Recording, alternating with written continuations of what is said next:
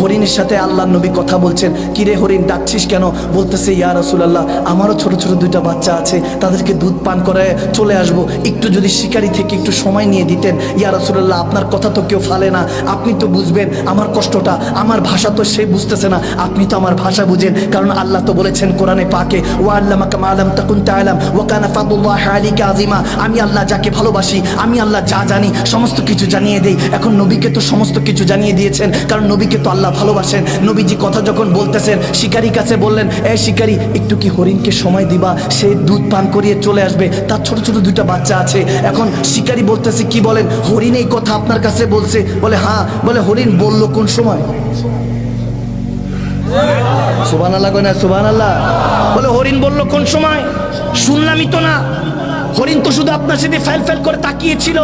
আমার নবী বলে, তোর কলব এখন মুর্দা, এই জন্য তুই কিছু শুনবি না। যদি ইমানের নূর দিয়ে জিন্দা হতো, তাহলে হরিণের কথাও তুই শুনতে পাইতি। তুই হরিণের কথা, এমনকি জাররা জাররা যে আল্লাহর জিকিরে আছে, সেটাও শুনতে পাইতি। তখন শিকারী বলতেছে, এত কিছু বুঝবো না, হরিণকে ছাড়া যাবে না, এটা কোনো সম্ভব না। একবার যদি খাঁচা থেকে চলে যায়, সেই শিকার কি আর ফিরে আসে? আমার নবী বলতেছে, কি করব কি করব? হরিণ বলতেছে, ইয়া রাসূলুল্লাহ, আমার ছোট ছোট দুইটা বাচ্চা, আমি মা সহ্য করতে পারবো না, আমি চলে আসবো, ওয়াদা করলাম আকা, একবার আমাকে ব্যবস্থা করে দেন, একটু ব্যবস্থা করে দেন। এখন হরিণদের এই অবস্থা দেখে আমার নবী চিন্তা করতেছেন, আমি তো রাহমাতুল লিল আলামিন, ওই শিকারীর জন্য রহমত, এই হরিণের জন্য রহমত, আল্লাহ আমাকে বানিয়েছেন, কাঠটা রেখে কাঠটা কি করি? এখন হঠাৎ করে রাসূল ডিসিশন নিলেন, এই শিকারী, এক কাজ কর, হরিণকে যেতে দে, আমি নবী মুস্তাফাকে আটকে রাখ, আজকে আমাকে আটকে রাখ। শিকারী হঠাৎ করে লোভে পড়ে গেল, চিন্তা করলো হরিণ বিক্রি করলে আর কত টাকা পাবো, নবী মুস্তাফাকে যদি বাজারে উঠাই, অনেক সাহাবা আছে, কোটি কোটি টাকা তাদের আছে, ওই সাহাবারা আমার নবী অর্থাৎ আমাদের দয়াল নবীকে,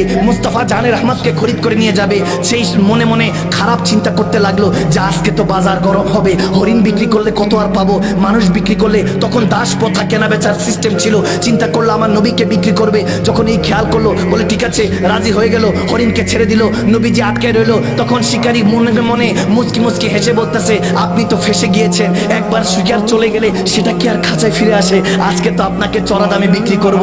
মনে মনে যখন খুশি, বলতেছে অনেকক্ষণ হয়ে গেল, হরিণ তো আসতেছে না, ঘরটা দুয়েক হয়ে গিয়েছে, আর আসবে না, আপনার কিসমত খারাপ। নবীজি মুচকি হাসি দিয়ে পথের দিকে যখন তাকালেন, দেখে হরিণটা দৌড়ায় দৌড়ায় আসতেছে, হরিণটা দৌড়ায় দৌড়ায় আসতেছে। যখন হরিণ দৌড়ায় দৌড়ায় আসতেছে, তখন শিকারী অবাক হয়ে তাকিয়ে আছে। হরিণটা কাছাকাছি এসে, আমার নবীর কাছাকাছি এসে দুইটা পা সামনের দিকে দিয়ে তখন বলতেছে, লাব্বাইক ইয়া রাসূলুল্লাহ, ইয়া রাসূলুল্লাহ, আপনার সাথে ওয়াদা করেছিলাম, বেওয়াফা করি নাই, ওয়াদা খেলাফ করি নাই, চলে এসেছি। আমার নবী বলতেছে, এ হরিণ, তুই চলে এসেছিস, বাচ্চাদেরকে দুধ পান করিয়েছিস? বলে হ্যাঁ ইয়া রাসূলুল্লাহ, করেছি। তখন শিকারী বলতেছে, শিকারীর দিকে তাকিয়ে আমার নবী বলতেছে, এ শিকারী, এই হরিণকে তো বাজারেই বিক্রি করবি, আমি নবী মুস্তাফা কিনতে চাই, আমার কাছে বিক্রি কর। তখন শিকারী বলতেছে, বেচা কেনা লেনা দেনা বাদ দেন, আমাকে বলেন এই হরিণ যে আপনার সাথে কথা বলছে, সেটা আমি কেমনে শুনতেছি?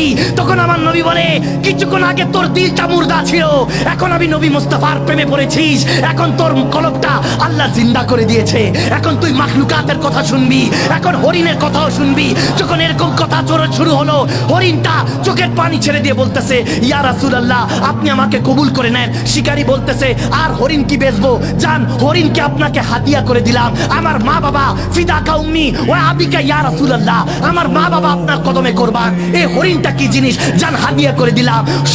তখন শিকারী দুজন জড়িয়ে ধরে কান্না করছে। শিকারকে ধরিয়ে যখন হরিণ ওই শিকারীকে জড়িয়ে ধরে কান্না করছে, আমার নবী মুস্কি মুস্কি হাসতেছে যে প্রেমের মিলন মেলা হয়ে গিয়েছে।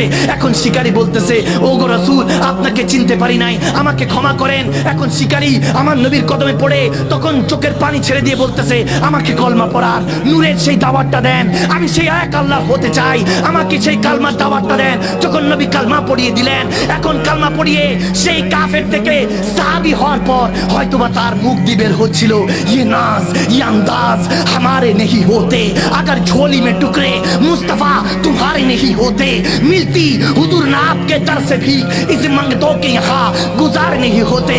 या रसूल अल्लाह, या हबीब अल्लाह, আপনার গুনাহগার উম্মত ছিলাম, আজকে থেকে আপনার হাতে কলমা পড়ে যখন মুসলমান হয়ে গিয়েছি, আজকে থেকে সবাই সাহাবী হিসাবে আমাকে সম্মান করবে।